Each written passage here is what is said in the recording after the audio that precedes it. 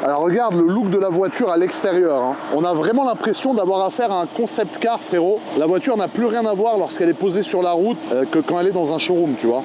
En blanc, en photo, elle rendait beaucoup moins bien qu'en vrai. En vrai, la voiture est sublime. Et en fait, on a réellement l'impression qu'on est sur un concept car roulant avec cette voiture. C'est-à-dire là, j'ai l'impression que je suis en train de conduire un concept car, frérot, qui est même pas une voiture homologuée route, tu vois, avec les jantes blanches, c'est exceptionnel. Alors, petit défaut quand même, mais bon, ça, Audi n'y est pour rien. Mais les jantes blanches, c'est très salissant.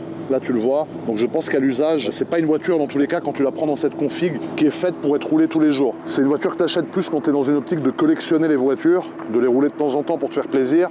Mais tu vois bien que les jantes blanches et le fait de rouler en daily, c'est pas possible. Regarde.